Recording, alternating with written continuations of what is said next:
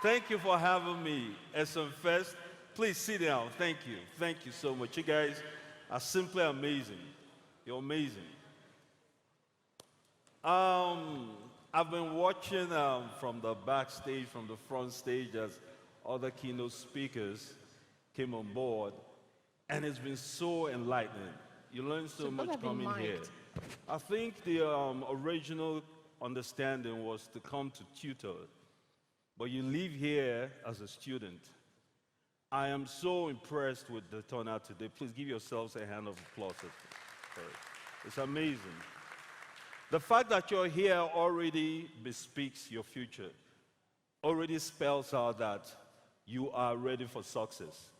The first point of moving forward in anything in life is decision. The decision to come here, the decision to shortchange yourselves and come to this event, the decision that you could have been doing something far more interesting. Let's be serious. These things can be a little boring sometimes, just sitting down and listening to it. You could be watching Netflix, hanging out with your girlfriends or boyfriends, or doing something really interesting. But you chose knowledge. You chose advancement. You chose prosperity, posterity. And that's why you're here. And the fact that I'm here to share that moment with you, trust me, is very humbling. Now, I'm here to speak about staying relevant over the years. But that is not going to be the topic of the day. It is a chief topic, yes, but that will not be the topic of the day. I am here to do a rather untraditional exchange, conversation, if you will, a narrative that will include you and I, where you can ask me whatever you want to ask me, and I will try from my wealth of experience to answer. Because I think therein is the substance that you seek. Because every one of us is on a different path, a different journey. You can take the substance of success stories from different places and make it your own. But I promise you, everybody's success story is tailor-made for that person. It's designed by God for that person. And you just need to find a way to sell it to the world, which I think is your superpower, which I think is what you seek today. And that is what we're here for. Every one of these keynote speakers is here to, one way or the other, pivot your vision, force you on a lane that may be uncomfortable for you, but at the end of the day, we foster that relationship between you and your future. It has to be one. Jay-Z said it best, I think, when he said that you can only be sure of what you want to be once in your life. It can be unequivocal. You cannot, double check it. You cannot begin to question it somewhere down the lane. You have to be sure. I, for one, I was sure of what I wanted to be. I remember from day one when, after I was done with my diploma, I started a course for my degree. I was done. I think I was 19 and a half when I was done. And I went to my dad after a short stint in the industry. I said, I want to be an actor. And the man looked at me and said, I think the majority of us are Igbos here, so you understand. The man touched my head and said, that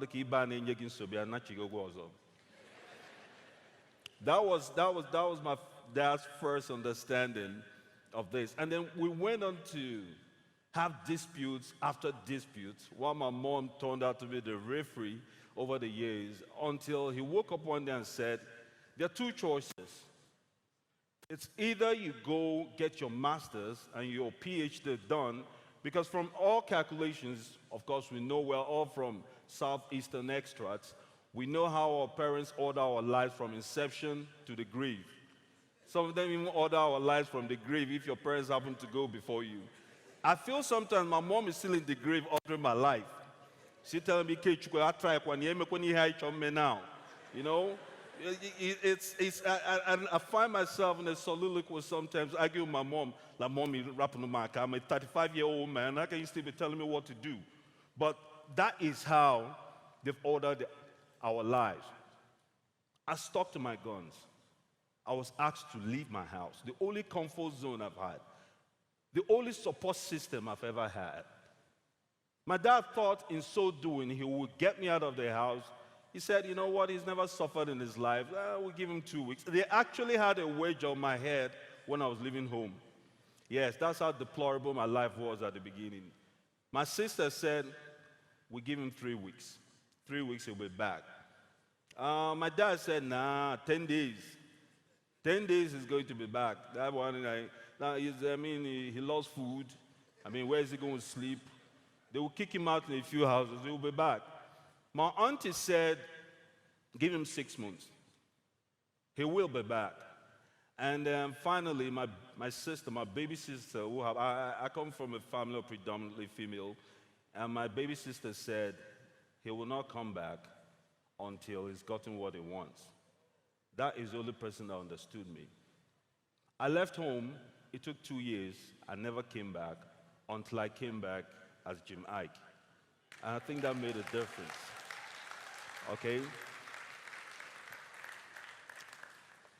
The reason was that I did not second guess myself. I was ready for the sacrifice. I went through the fire that forged me. My will was not deniable. I was sure once. I was sure above my MBA. I was sure above my PhD. Now, there's nothing wrong with it. Please do not get me wrong. I'm so used to being misconstrued. I don't want to leave this stage and someone will say, hey, Jim Iyke said education is not, please. By no means will I be misquoted. Okay? I still went on to get the master's and everything. Please, do not be fooled. Nah. The classroom is where it stays sometimes. But my point is that I was definitely, unequivocally sure that this is what I wanted to do. Every other thing I knew, I didn't know how. I just knew instinctively would fall into place as I desired, as my parents desired, as my extended family desired, and everybody has ever invested in me as a human resource desired. And it did. It's a question of being sure of what you want. Now, once you're sure of what you want, the next step is self-discovery. What are you gifting to the world when you're not sure of who you are? Basically. If you're not sure of who you are, you'll be everywhere. You'll be swayed by every persuasion, by every narrative, by every conversation. Cliques will take you, groups will take you. The first thing, the order of business that transcends creed, religion, race, whatever affiliation you have politically or religiously, is an assurance, a complete conviction of self. Who are you? What informs your kinetics? How is your energy optimized? In what space is it optimized? What atmosphere optimizes your creatives? I know mine. For a long time, I had a management. I want to tell you guys how this Jim Iyke thing came to be, and please, I crave your indulgence. So when I got into the industry, after my first, you know how it is with Nollywood, after my first 2 movies, they said, okay, he does the gangster thing so well. This is where we're going to put him. And I had these 3 friends that I brought on. Now you have to be careful who forges or who informs your decisions. So this guy said, let me tell you something. This crazy thing works. What we're going to do from now on is that we're going to get into as much trouble as possible. We're going to create so much chaos, so much disability in this industry that they can only label your name with one thing: bad boy. It has to work. You see, I was a nerd. I love books. I love staying by myself. I'm a loner by nature, still am. I am such a loner that I promise you that every time that was, I think, the chief reason my parents thought this would not work. I come from a predominant family of traders, erudites, businessmen, scientists, but not entertainers, not one person.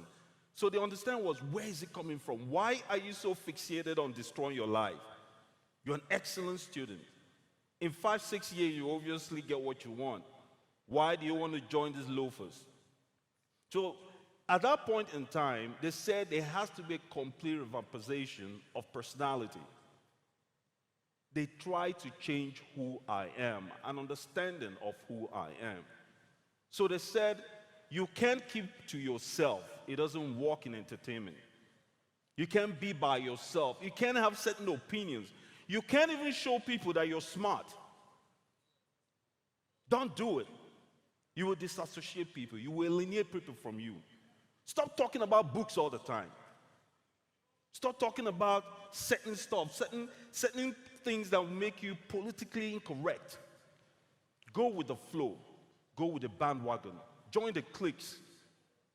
Therein lies your success. So they pushed me.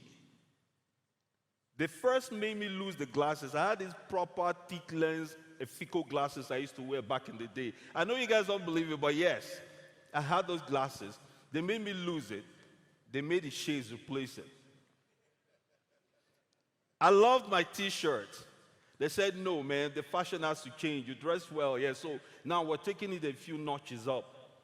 Then my brother, we're going to design, you hate crowd, you hate being out there. We have to go out every single day of your life till people notice you. So they would design events, design different places for me to go. And every time we went there, trouble will erupt. Sometimes I don't even know where it comes from. But there's only one person that will take, responsibility for that carnage, me. But it worked. It worked to a point where I was affiliated with that brand, and then it fostered, ran in like a runaway train, and then we couldn't control it. At some point, that train didn't have a driver anymore, but it was moving at an alacrity that we could not control. It was moving very fast-paced. And I think that became the order of my perception, the order of my personality. That was a label that I was known for.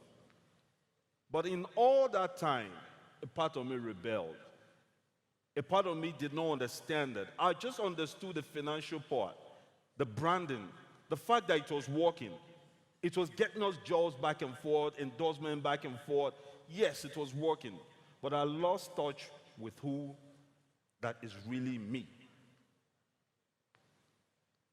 It was later in life that I came to understand, much, much later, that I took hold of it, disbanded our whole crew that were forcing me to that narrative, and I started understanding the power of self. The power of self is everything. The conviction of who you are is everything.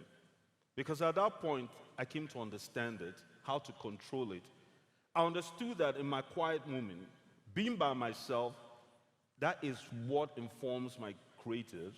That is where my kinetic energy works at its best. It was a journey of self-discovery. It took 5, 6 years. And when I was done, I went back to the US. When I was done and I came back, I fired everybody. Yeah, I cleaned house. I fired everybody. Because the lane that I was pushed to was the lane of the consensus. Every time you are going to a lane where you want to be seen, where you want to be heard with the vast majority, you lose yourself. Every time you try to become somebody else, you lose who you really are. The lane you are on, that you want to be seen, that you want everybody to see you on, that lane is clogged with traffic. You have to do the most to be seen on that lane. The lane that is who you are is traffic-free. To move on that lane is faster. You'll be seen better. How about if I tell you right now, as a closing remark, because I understand I only have 5 minutes opening, that the entire structure of your success is dependent on how different you are. So on that note, I close my opening remark, and then we'll go on a Q&A, and I hope that the tutor will turn to be the student. I'll learn from you as much as you learn from me. Thank you for having me.